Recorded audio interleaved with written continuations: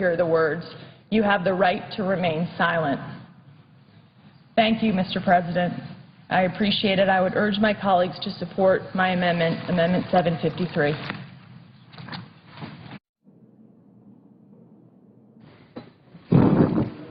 Mr. President. Senator from Oklahoma. I would ask that the pending amendment be set aside and my previous pending amendment 792 be brought back up, and I have a modification for that amendment that I'd send to the desk. And I thank the Senator from California for giving me this privilege. Without objection. The amendment is modified.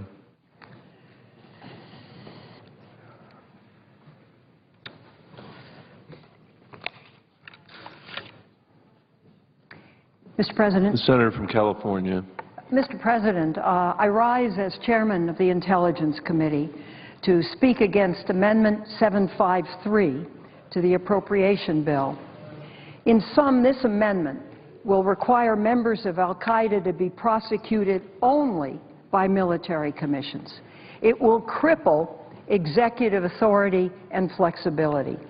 Of all things in this area where we should be agreed and the President should have maximum flexibility, it is with the disposition of people who commit acts of terror in this country. I feel it very strongly. The military commission has been in effect since 2005. Its convictions are 6. Terrorists have been tried all during the Bush administration in Article III courts, and more than 400 of them have been convicted and are serving time in federal prisons. One case is brought up where somebody disagrees with a verdict. Well, ladies and gentlemen, you know, you can disagree with the federal verdict, but you can't disagree with the record of conviction. And I'll go into this in a little more detail in a few minutes. Just to say again, I have never seen a time when Congress has tried so hard to constrain the power of the President, and as well our professionals in law enforcement, in their efforts to defeat terrorism. As has been the policy of Republican and Democratic presidents, the decision about how to prosecute a suspected terrorist should be based on the facts and circumstances of each case and our national security interests, not politics. Some of the most well-known terrorists of the past decade, shoe bomber Richard Reed, blind sheik Omar Abdul Rahman, serving life sentences, 20th hijacker Zacarias Moussaoui, are serving life sentences after being tried in Article III criminal courts. Prosecuting terrorists in military commissions makes sense in some cases, but requiring it for all al-Qaeda terrorists in each and every case is not in the national security interests of the United States of America. In fact, it would severely limit our ability to handle some of the biggest threats. To understand why this proposed amendment would be such bad policy, consider 2 cases where al-Qaeda tried to use operatives to attack our homeland, but we captured and arrested the terrorists instead. First, as has been mentioned, Nazi Bula Zazi, a legal permanent resident of the United States, arrested in September 2009 as part of an al-Qaeda conspiracy to carry out suicide bombings on the New York subway system. Then, Christmas Day 2009, Umar Farouk Abdulmutallab attempted to detonate plastic explosives hidden in his underwear while on board Northwest Airlines Flight 253. AQAP claimed responsibility for the attack and said that Abdulmutallab had been trained and tasked to carry out the plot. In both cases, the FBI arrested each al-Qaeda operative in the midst of an unfolding terrorist plot and was able to obtain useful intelligence through interrogation. Just most recently, the DEA and the FBI, through shared human and signals intelligence, were able to interrupt a plot to kill the Saudi ambassador right here in Washington, D.C. And that man will be tried in federal court. And that man was interrogated by the FBI. And that man spilled his guts, as they say in the vernacular, to the FBI. To go back to Abdul Muttalib, he pled guilty last week to all counts of an 8-count criminal indictment charging him for the role of the attempted Christmas Day 2009 bombing of Northwest Airlines Flight 253. He cooperated, he provided intelligence, and he will probably spend the rest of his life behind bars when he is sentenced in January. By comparison, 2 out of the 6 individuals convicted in military commissions over a 6-year period are already out of prison, living freely in their home countries of Yemen and Australia. Consider these relatively light sentences handed down by military commissions since 9/11. Bin Laden's driver, Salim Hamdan, acquitted of conspiracy, convicted of material support, received a 5-month sentence, sent back home to Yemen. Australian David Hicks, first person convicted by a military commission when he entered into a plea agreement on material support of terrorism charges, March '07, given a 9-month sentence, which he mostly served back home in Australia. Omar Khadr pled guilty in a military commission in exchange for an 8-year sentence, but he will likely be transferred to a Canadian prison after a year. 4, Ibrahim Ahmed Mahmoud Al-Quosi pled guilty to conspiracy and material support to terror in July 2010. A jury delivered a 14-year sentence, but the final sentence, handed down in February of this year, was 2 years, pursuant to his plea agreement. 5th, Noor Uthman Mohammed pleaded guilty to conspiracy and material support to terrorism in February 2011. A jury delivered a 14-year sentence, but the final sentence will be less than 3 years, pursuant to his plea agreement. These are military commission trials. Ali Hamza al-Bahul received a life sentence after he boycotted the entire military commission process excuse me, and was convicted of soliciting murder and material support for terrorism without mounting a defense. In the Zazi case, what the senator from New Hampshire was suggesting would actually require the government to split up co-defendants, even where they would otherwise be prosecuted as part of the same conspiracy. For example, Zazi's alleged co-conspirators, Zehran Ahmadzai and Adis Meddujanin, would be prosecuted on terrorist charges in criminal court, but Zazi himself would have been transferred to a military commission. Splitting up co-conspirators into 2 different detention and prosecution systems might prevent prosecutors from achieving the guilty pleas and likely long prison sentences that will be secured in the Zazi conspiracy case. Prosecutors have already obtained convictions against 6 individuals in this case, including Zazi and Ahmadzai, who face life in federal prison without parole.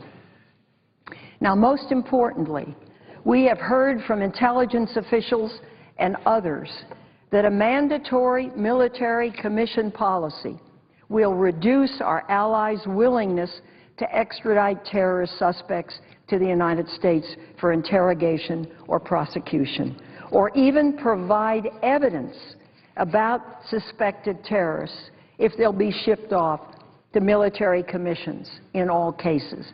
Now, you might say, why would our allies do that? I'll tell you why.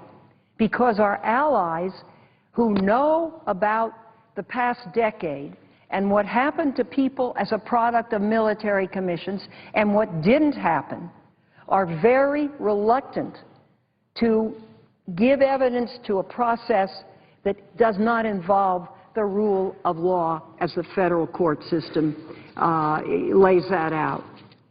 On page 380 of the 9/11 Commission report is the recommendation, and I quote, "The United States should engage its friends to develop a common coalition approach toward the detention and humane treatment of captured terrorists," end quote.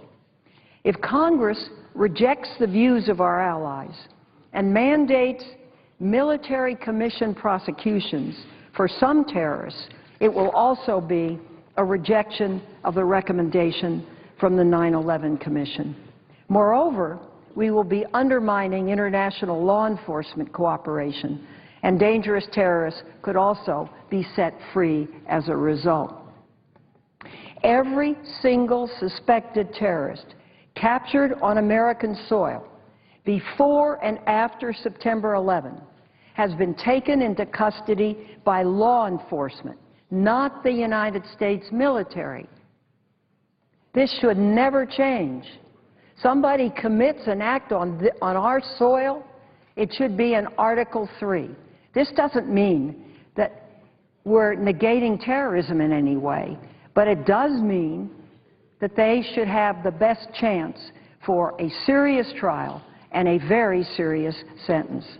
As John Brennan, the Assistant to the President for Homeland Security and Counterterrorism, stated in a March speech, and I quote, "Terrorists arrested inside the United States will, as always, be processed exclusively through our criminal justice system, and they should be. The alternative would be inconsistent with our values and our adherence to the rule of law. Our military does not patrol our streets or enforce our laws in this country, nor should it." End quote. I couldn't agree more. In summary, Amendment 753, authored by the senator from New Hampshire, will severely and seriously undermine our ability to incapacitate dangerous individuals and protect the American people. I believe this is something we cannot afford, and I really hope that this body will do everything it can to protect executive authority, to give that executive flexibility. I would like to ask unanimous consent to enter into the record a summary list from March of 2010 of more than 400 terrorist convictions in Article 3 courts. Without objection. I thank the chair and I yield the floor. Oh, let me say one other thing, if I may, on another topic. Well, I will do that later. Thank you very much, Mr. President. I yield the floor. Mr. President. Senator from Kansas. Mr. President, I rise to raise significant concerns with the pending modified amendment offered by my good friend and colleague, Senator David Vitter. And his amendment allows for the importation for prescription drugs from Canada. And I'm going to reiterate some of the same concerns that are voiced every time we discuss drug importation. Let me also say that I think we all want more inexpensive drugs for our constituents. We all want broader access to drugs and therapies. That's a given. I know that that is precisely the intent of my colleague, but, however, we also want to ensure that our constituents are safe when they're taking these drugs, no matter what the expense. Not only that, but Americans expect to be kept safe.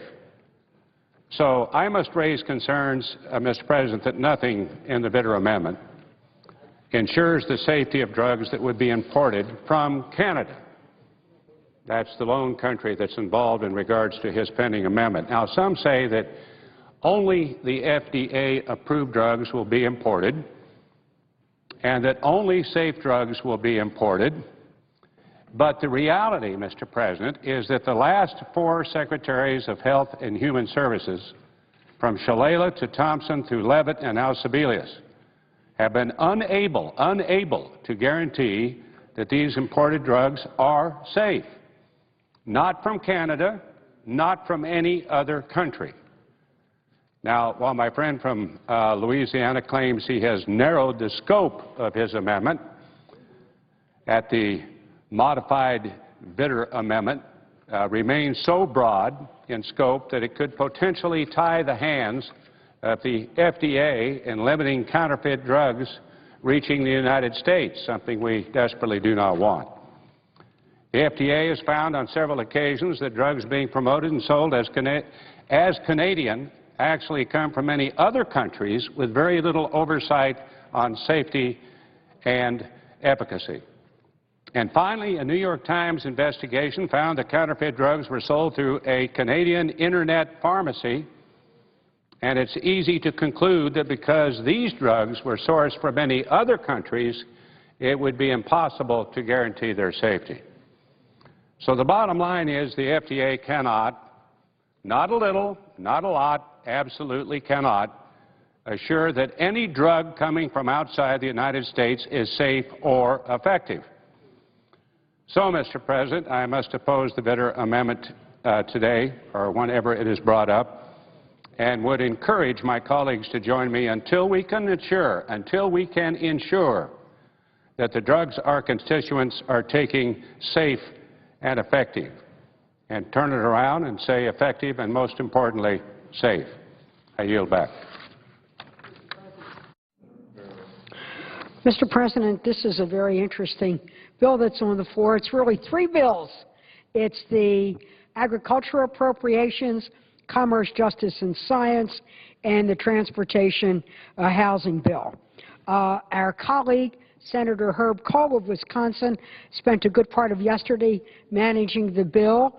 He chairs the Agricultural Subcommittee, and I'm doing it today. Senator Kohl was tied up on other matters, and he asked me to ensure that his statements in opposition to the Crapo Amendment number 814 and the Moran 815 were presented to the Senate, and I said that I would.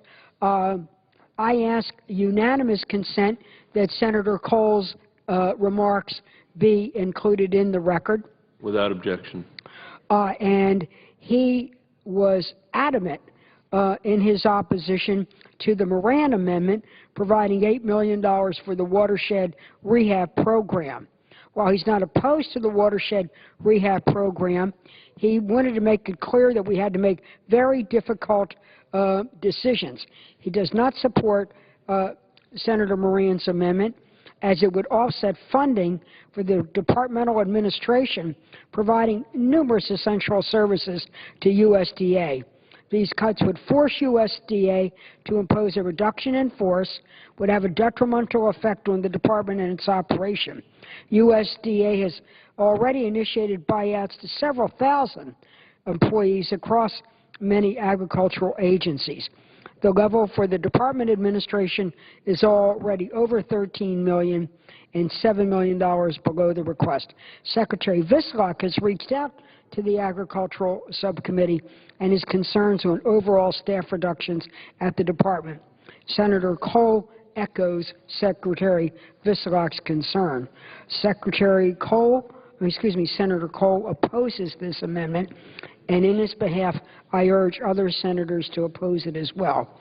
He also opposed the Crapo Amendment because, in a nutshell, says that dictating that funds cannot be used unless the rulemaking agenda and implementation schedule meets with congressional approval, or constraining the regulatory process of defining terms just goes too far and is a veiled attempt to roll back critical Dodd-Frank reforms, particularly in the derivative area.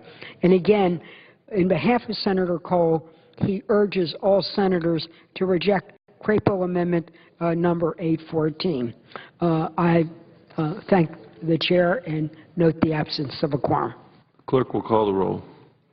Mr. Akaka.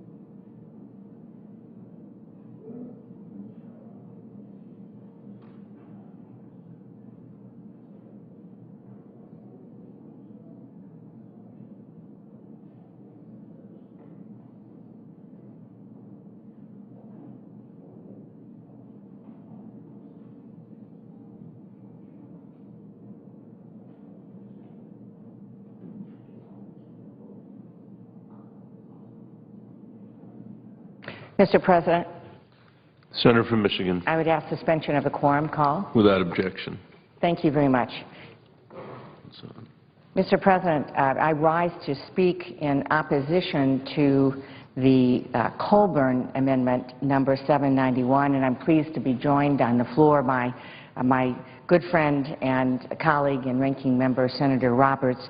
And let me start by saying that in the context now of addressing a very large deficit that we know that needs to be addressed, and in the context of the work being done by colleagues in what's been called the super committee, I'm very proud of the fact that Senator Roberts and I and our colleagues, the chair and ranking member of the House Agriculture Committees, have come together working very, very hard.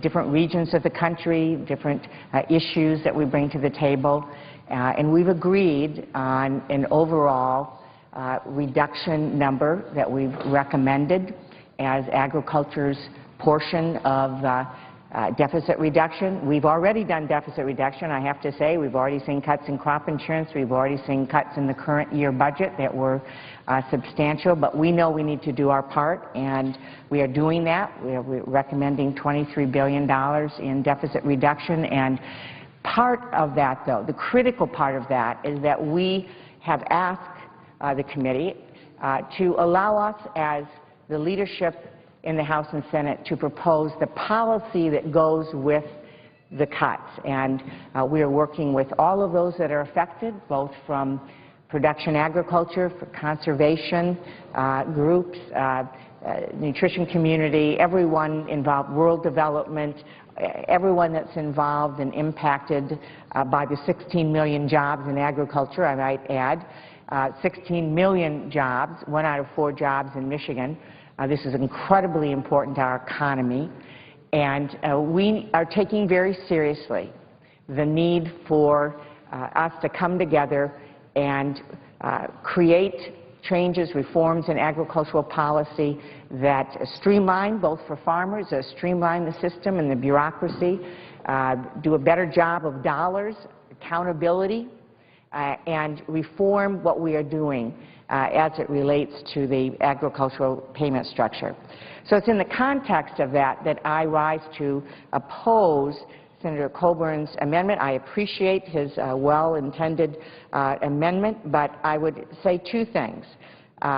First of all, that he's proposing caps, I understand, of $1 million on direct payments. We're in the process of changing that and recommending positive reforms in that whole system. So we would ask that the Senate, our colleagues, support us in our recommendations that we are putting together, that we've been asked to put together by November 1st, which is extremely fast-tracked. But we are working diligently, our staff's working diligently, not a lot of sleep right now to get this all done, to put forward this new policy. So it's the wrong time and place to be suggesting this change, first of all, on an appropriations bill, and secondly, in the context of this bipartisan, bicameral, good faith effort to put forward changes in our system, which we are doing, which we are committed to doing, which will, frankly, usurp what this amendment is really all about.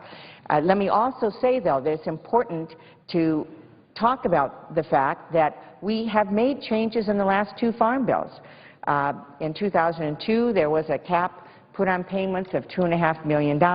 We then lowered that in 2008 farm bill to $500,000 for non-farm income and $750,000 for farm income. We made a number of changes and a number of reforms in the last farm bill that moved us in the right direction, listening to the criticisms and concerns of the public and of colleagues. There were, I think, some very important steps that were made and positive changes in the last farm bill. But understanding the world in which we are in now and the dynamics around deficit reduction and the economy and all of the other issues we're involved in, we're taking another major step. And it is a step being done, I think, in a way that says to colleagues and it says to the public, we can work together I mean, these are challenging issues, policies, economic issues. And we've come together and worked very hard in a bipartisan basis with the House and the Senate. And I think this speaks well to the fact that if we sit down together and listen to each other and are willing to compromise, that you can come together on something that's good for the country. So we're in the process of doing that right now. And I would ask our colleagues to allow us and support us in that effort. We've put forward a proposal for $23 billion in deficit reduction, which is frankly more than would be required under sequestration for agriculture. We have gone above and beyond what the Bowles-Simpson proposal said, but we know agriculture will want to do its part. We are asking colleagues to allow us to put together that policy to get there. We will address the current concerns that have been raised. We hear you. We understand. We will be proposing things that are substantial changes that will, in fact, both create new tools for agriculture for our farmers, our ranchers, but also address concerns that have been raised.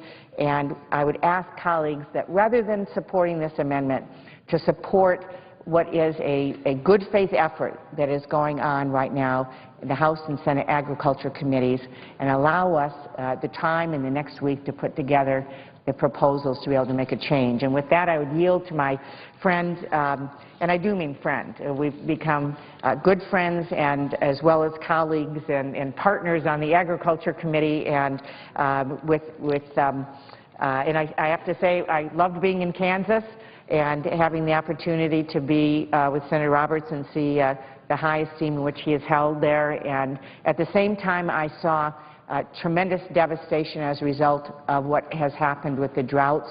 I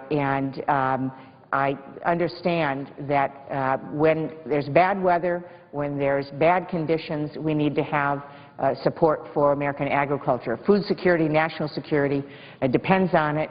And I certainly saw in Kansas what happens when the weather's bad, and it's reinforced for me, as well as what happens in Michigan, certainly the importance of having a strong set of tools to manage risk and a safety net that's there when farmers need it.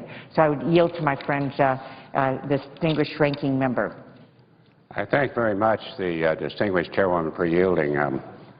We're talking about the amendment number 791, the pending amendment to be offered by my friend and colleague from Oklahoma, Senator Coburn.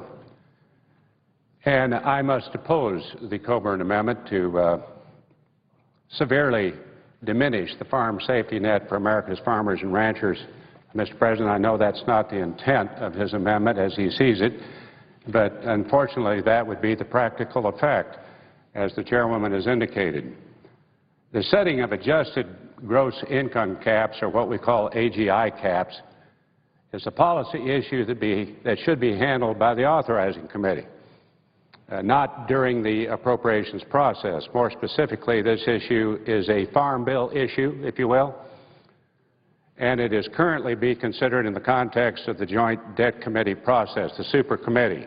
The chairwoman has described in detail our efforts, both the House principals and the chairwoman and myself, in submitting to the Joint Debt Committee our suggestions on how we can meet our deficit reduction responsibilities. So as people consider this amendment, I think it's important to remember that the 2008 Farm Bill, as the chairwoman has indicated, included the most comprehensive and far-reaching reform to farm program eligibility requirement in 20 years.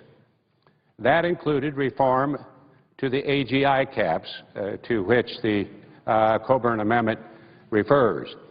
It is also important for my colleagues to understand that the adjusted gross income for a farmer is not pure profit. Personal expenses and servicing of debt must still be covered, given the capital-intensive nature of farming and the cost of inputs such as land and machinery. Servicing debt alone can cost hundreds of thousands of dollars. So supporters of these limits all tend to talk about how few farmers would be impacted by these caps. But the advocates also only tend to look at farmers who file Schedule F tax reforms. This rather simplistic approach fails to reflect the fact that most operations that could be directly impacted by the AGI caps that they are recommending do not file Schedule F tax returns because of how they have chosen to organize their farming operation. Therefore, most advocates of these caps seriously underestimate the number of producers and the share of acres or production that would be left without a safety net. To make matters worse, because this limit would be implemented using the appropriations legislation instead of authorizing legislation, it would not repeal the already existing AGI limits of $750,000 for on-farm income and $500,000 for off-farm income. In other words, this amendment would simply add another layer, another cap, another layer of bureaucracy to the already existing structure, further complicating USDA's work on this issue at a time when resources are extremely limited and when we are going to be in the process of writing a new farm bill, not to mention meeting our deficit obligations to the Super Committee. Therefore, I encourage my colleagues to oppose the Coburn Amendment and allow the Agriculture Committees the opportunity to address this issue in the appropriate venue. I yield back, Mr. President.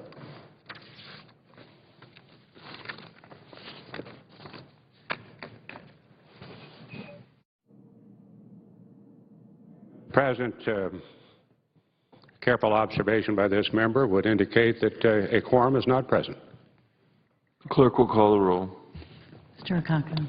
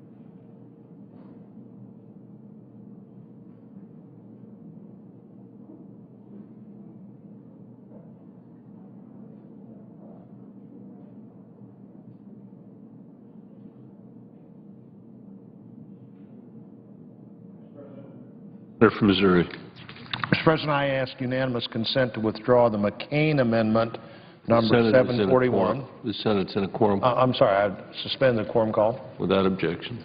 And I ask unanimous consent to withdraw the McCain Amendment 741. Without objection. On behalf of Senator Dement, I ask consent to set aside the pending amendment and offer Amendments 763 and 764 in block. Without objection. And The clerk will report by number. The Senator from Missouri, Mr. Blunt, for Mr. Dement, offers amendment numbered 763 and 764 in block. And with that, Mr. President, it appears that there is not a quorum. The clerk will call the roll. Mr. Akaka.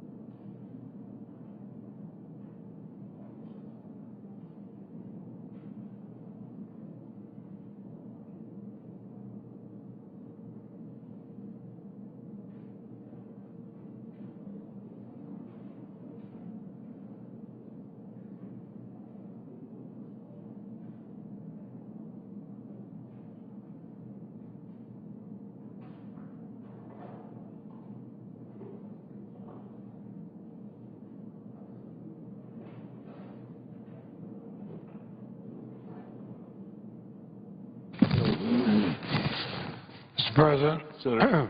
The Senator from Vermont. Mr. President, I know it's nobody on the floor seeking recognition. I ask consent to call the quorum be dispensed with. Without objection.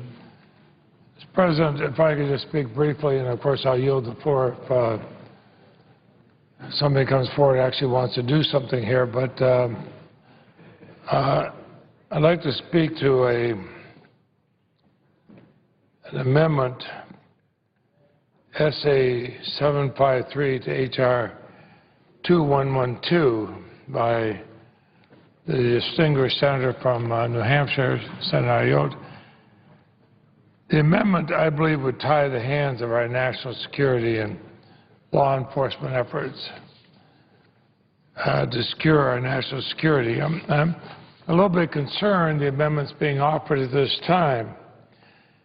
You know, just a week ago we learned of the foiled assassination attempt in the United States of the Saudi ambassador to the U.S.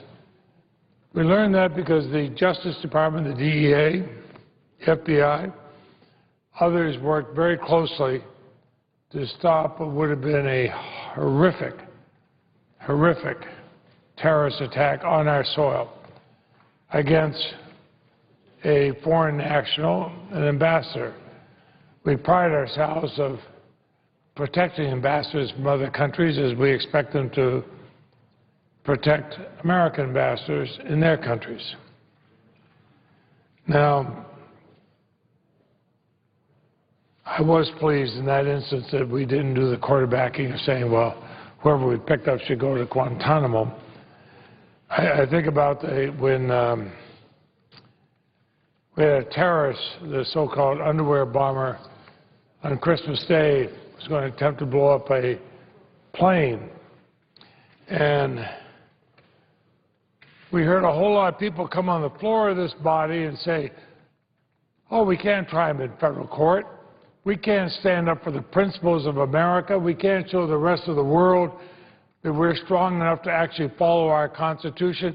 We got to lock him up somewhere. Oh, and by the way, what are we doing giving him Miranda rights, having arrested him here in the United States? Well, great bumper sticker slogans, Mr. President, fact of the matter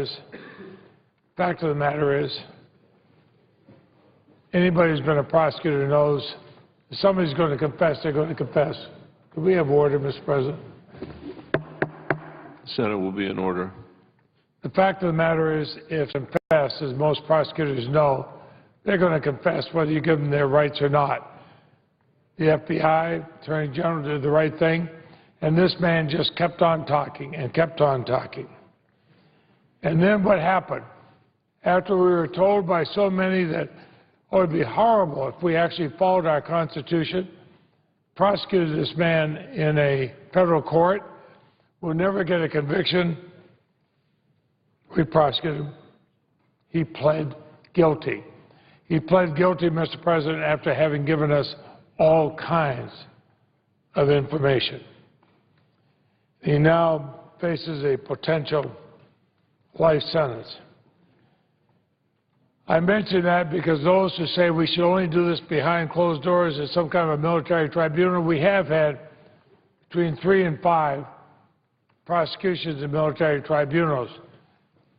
We've had 440 terrorism-related convictions in open courts following our constitutions and following the best of America. President, national security team, last 2.5 years have done a great job. The President ordered a successful strike on Osama bin Laden. We almost ignored him. President, director of the CIA, when they came in and said, let's go after him, they did. They got him. Anwar Awlaki went after him, got him. The President's Assistant for Homeland Security and Counterterrorism, John Brennan, said last month, the results under this approach are undeniable. Al-Qaeda has been crippled. Now,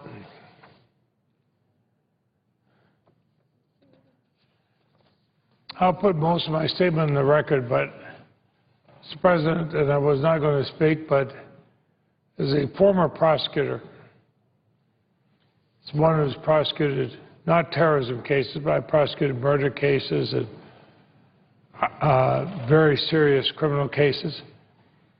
I have absolute faith in the abilities of our federal courts and our prosecutors and law enforcement to bring terrorists to justice. The last thing I want to see, Mr. President, is this body that has no responsibility for prosecuting anybody. None of us are the ones who go into court. None of us are the ones who bring cases before a jury. None of us are the ones who have to face down a terrorist. None of us are the ones who have to recommend somebody go to jail. For us to say, we will decide in the future who can be prosecuted, who can't. That is a bad, bad, bad deal. The executive branch should have those options. And they've been doing a pretty darn good job in their convictions. So, for us to try to second guess and tell a prosecutor what you might do and something that's going to happen in the future that we know nothing about is not responsible. We would never do this to a state prosecutor. Why should we do it to our federal prosecutors who are so well equipped to handle these cases? There have been more than 443 terrorism-related convictions in federal courts since September 11th. 78 of them in the last couple of years. This amendment would take away from the